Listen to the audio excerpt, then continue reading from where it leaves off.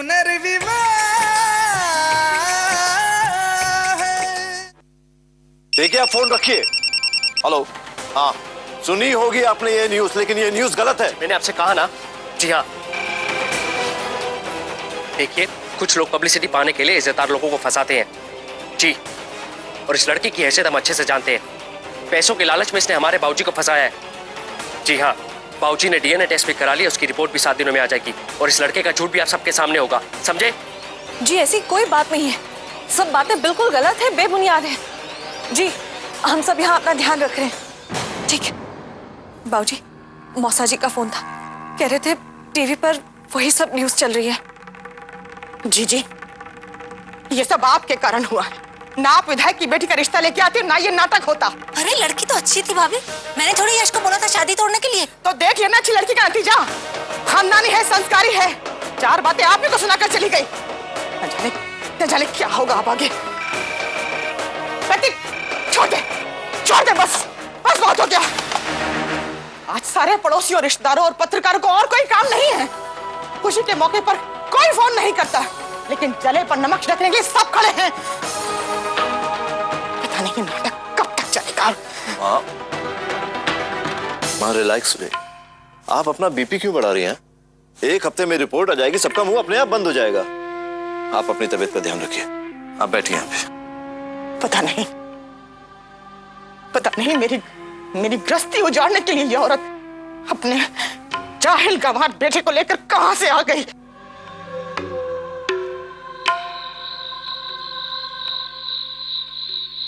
अरे आप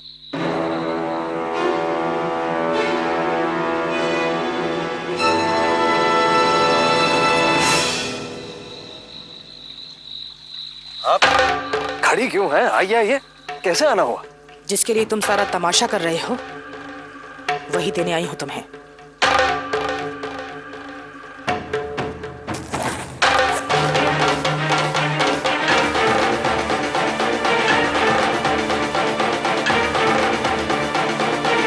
अपनी पूरी जिंदगी काम करोगे, तब भी इतना नहीं कमा पाओगे। ये बैग लो और अपनी मां को लेकर यहां से कहीं दूर चले जाओ।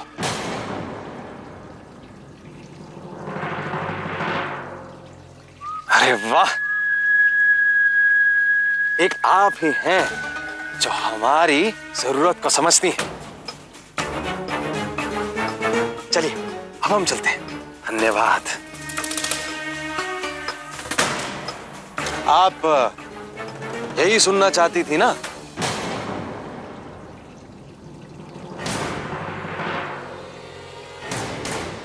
हम शायद आपको शक्ल से अनपढ़, गंवार दिखाई देते होंगे, लेकिन ऐसा है कि हम हैं नहीं।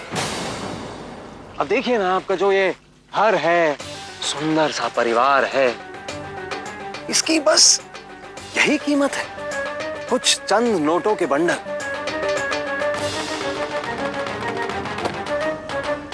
नहीं गायत्री जी, नहीं, ये तो समंदर से 1 लोटा पानी निकालने बराबर हुआ। क्या है ना, हम इतने बेवकूफ नहीं हैं। हाँ तो बोलो, तुम्हें और क्या चाहिए? हमें क्या चाहिए?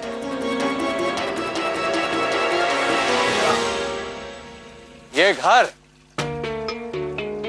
जहां आप खड़ी है ना, ये सुनहरा सा मंगलसूत्र पहने हुए, माथे पर सिंदूर लगाए हुए, सूरज प्रताप सिंधिया की पत्नी कहलाने का जो मान, जो गर्व आपके चेहरे पर दिखाई दे रहा है ना, बस ऐसा ही हक हमारी मां का भी है।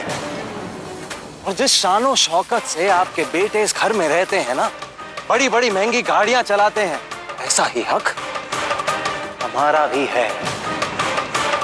30 साल तक तरसते रहे हम इस हक, इस पहचान के लिए, और आप कह रही हैं कि इतनी आसानी से ये मामला सुलटा दे ना। अच्छा, एक काम करते हैं, ये जो बैग है ना, हम जाके यश को दे देते हैं और कहते हैं उसे कि भैया एक काम करो, ये बैग लेकर अपनी माँ के साथ निकल लो इस घर से। अरे क्या हुआ? जबान पत्थर सी बन गई। हमें आपकी इस चुप्पी से हमारे सारे सवालों का जवाब मिल गया। आपकी तो नींद उड़ गई होगी, और क्या है ना, हमें नींद आ रही। ऐसा है कि हमारे बहुत से सपने हैं जो हमारे दरवाजे पे खटखटा रहे हैं। हम चलते हैं, आप भी चलिए। नमस्कार। किससे बात कर रहे हो आकाश?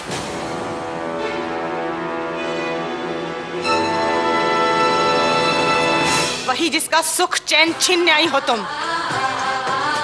शर्म नहीं आती तुम्हें? खुद एक औरत होकर किसी और औरत की गृहस्थी उजाड़ने चली आई। पर तुम्हारी ये इच्छा पूरी नहीं होगी राधा, इसलिए बेहतर होगा कि अपने इस अड़ियल बदतमीज बददिमाग बेटे को लेकर यहाँ से कहीं दूर चली जाओ। अड़ियल, बदतमीज, बददिमाग, ये सारे गुण तो सिंधिया परिवार के बेटों को विरासत में मिले हैं ना। आखिर यही तो इनकी पहचान है। तो फिर ये सारे गुण मेरे बेटे में क्यों ना आते? ये भी तो इसी परिवार का खून है। ये मत समझना कि मैं यहाँ तुमसे तुम्हारा पति छीनने आई हूँ। मुझे भीख में कुछ नहीं चाहिए, इसलिए रखो तुम अपने सुहाग को अपने पास। बस मेरे बेटे आकाश को उसका अधिकार दिला दो। उसे इस घर का बेटा मान लो। मैं चुपचाप यहां से चली जाऊंगी। सूरज प्रताप सिंधिया के सिर्फ 3 बेटे हैं, पंकज, यश और प्रतीक। इनके बराबर ना तो कोई खड़ा हो सकता है और ना ही उनकी जगह कोई ले सकता है, समझी तुम? जगह तो बनानी पड़ती है गायत्री, मैं देखती हूं इस घर में आने से मेरे बेटे को कौन रोकता है। अब इस अड़ियल, बदतमीज, बददिमाग आंधी से तुम्हारे खरौंदे को कोई नहीं बचा सकता।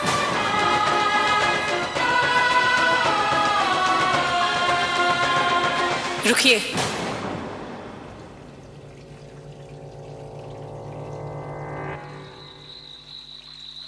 अपनी मां समान सास और उनके प्यार से सजाए इस घर को उनकी ये बहू हर तूफान से बचाएगी।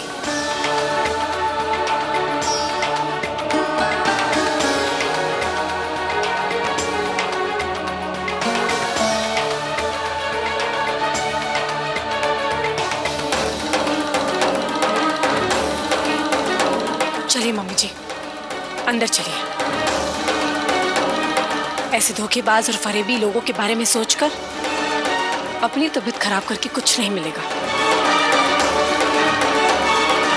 तो मेरी बात भी सुनती जाओ आरती।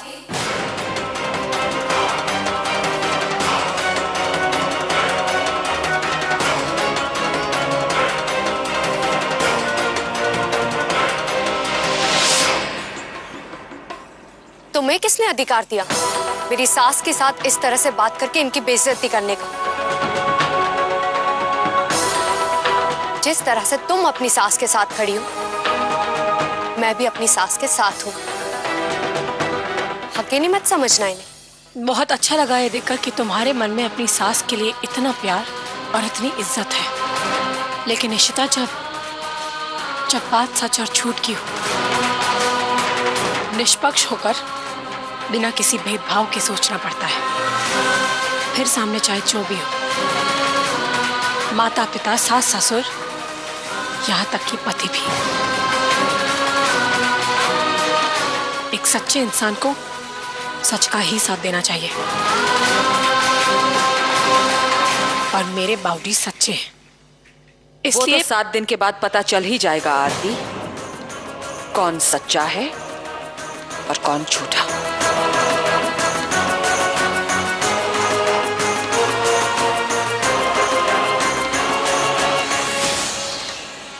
अरे सुनिए,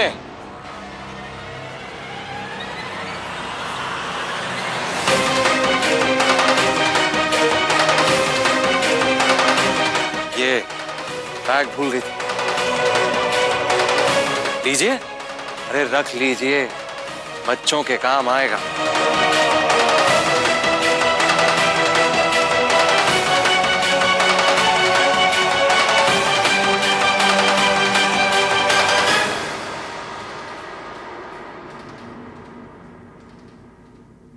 आपने माँ को जाने क्यों दिया?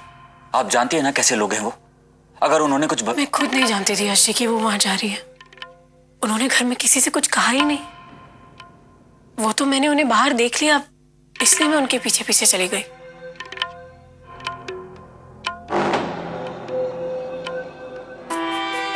आरती जी, मैं माँ के दुख को समझ सकता हूं। ऐसा नहीं है कि माँ को बाबूजी पे भरोसा नहीं, लेकिन माँ करे भी तो क्या करे। बाबूजी और फैमिली के साथ आधी से ज्यादा जिंदगी खुशी से गुजारने के बाद इस उम्र में उन्हें ये सब देखना पड़े, उन्हें दुख तो होगा ना आरती जी। और उससे भी ज्यादा मैं माँ और बाबूजी के लिए कुछ नहीं कर पा रहा हूं। ये सोचकर ही मुझे अपने आप पे बहुत गुस्सा आ रहा है आरती जी।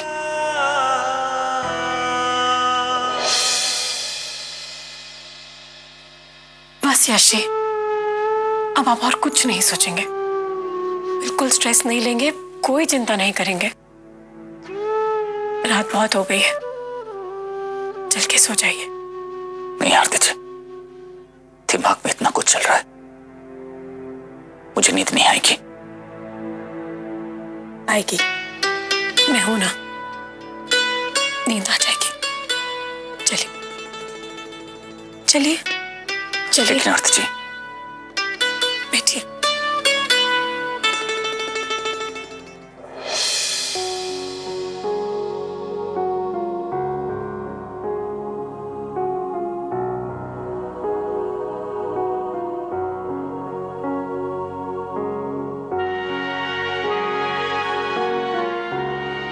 नहीं अर्शी, कुछ मत सोचिए,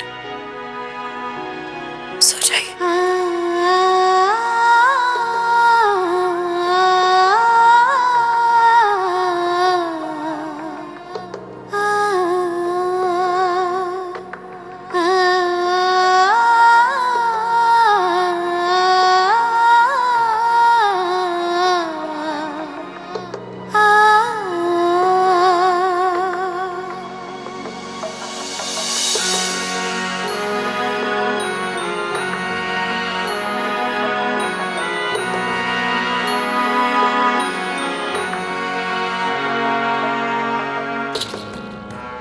आपको यूं परेशान, दुखी और मजबूर नहीं देख सकती मैं यशी। 7 दिनों तक इंतजार नहीं होगा मुझसे।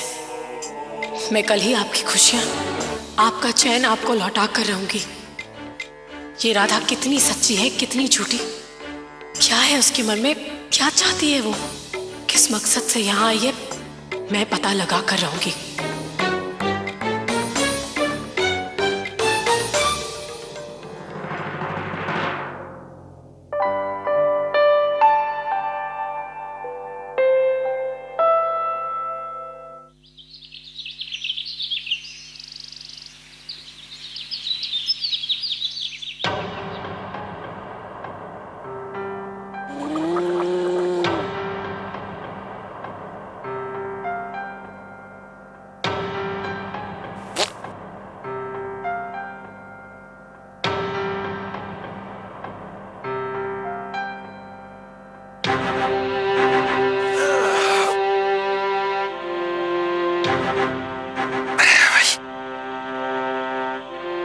आपकी चाय।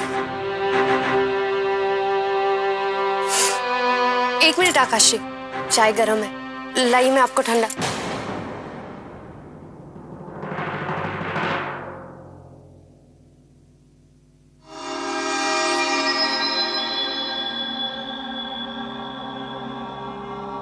अरे माँ, ले बैठ यहाँ पर। देख माँ, इस बड़े से घर के आंगन में बैठकर चाय पीने का मजा ही कुछ और है। अब जरा सोच, जब अंदर जाके हम नरम नरम सोफे पर बैठ के चाय नाश्ता करेंगे क्या आनंद आएगा। अरे ठाट से नौकर को बुलाएंगे हम। ए रामू काका, हमारे लिए पराठे में जरा ज्यादा ही घी डालना, और आप कहेंगी कि हमारे लल्ला के लिए बादाम का दूध लेकर आओ। जाओ। पगला है तू बिल्कुल। ठहर, पहले तेरी चाय तो तुझे मैं पिलाती हूँ आज।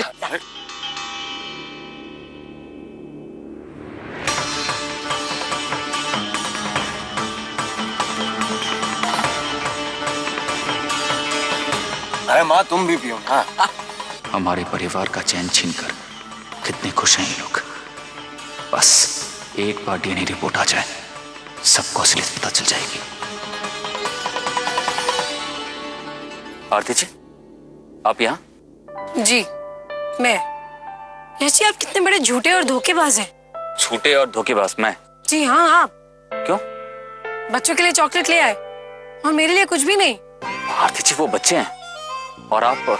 यश जी, ये कहाँ लिखा है कि बड़े चॉकलेट्स नहीं खा सकते? नहीं, वो दरअसल बात ये है कि आरती जी, मेरे पास 3 ही चॉकलेट्स थे और 3 बच्चे, इसीलिए बच्चों को चॉकलेट्स मैंने दे दी। अभी मुझे चॉकलेट खाने का मन हो रहा है, तो आप प्लीज चॉकलेट लेकर आइए। हाँ आरती जी, मैं अभी काम से बाहर जा रहा हूँ, जब रात को वापस आऊंगा ना तो रात को। नहीं यश जी, मुझे अभी चॉकलेट चाहिए। अभी मतलब अभी, नाउ। नहीं आरती जी, मेरी बात सुनिए, अगर चॉकलेट मेरे पास होती। नहीं यश जी, मुझे चॉकलेट अभी चाहिए तो अभी चाहिए तो अभी चाहिए तो अभी चाहिए। लेकिन आरती जी, चॉकलेट अभी। मैं समझ गई यश जी, आप मुझसे प्यार ही नहीं करते, आप तो सिर्फ बच्चों से प्यार करते हैं। अरे मेरी बात तो सुनिए आरती जी, आप कहीं इस चॉकलेट के बारे में बात तो नहीं कर रहे?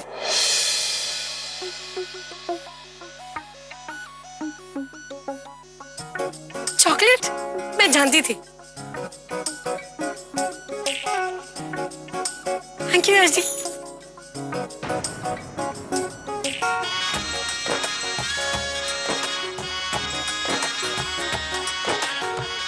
वैसे मैं जानती थी आप मुझसे बहुत प्यार करते हैं, मैं तो ऐसे ही मजाक कर रही थी। जल्दी आ जाइएगा। हाँ, इन दोनों की जिंदगी में प्यार की कितनी मीठास है, और एक मैं हूं जो प्यार भरी एक नजर के लिए तरसती रहती हूँ। ये सब यश के कारण हुआ है। यश ने ही मेरे सपनों, मेरी उम्मीदों के साथ खिलवाड़ किया है।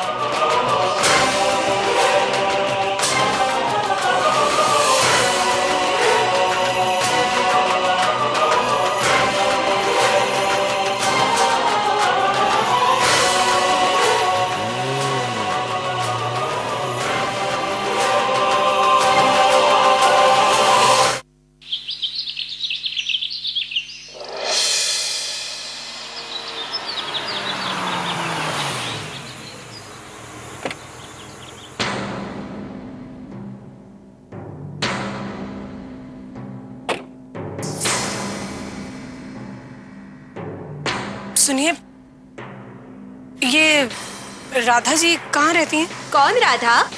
हाँ, वो आकाश भैया। जी हाँ, आकाश भैया का घर उधर है, हरा वाला।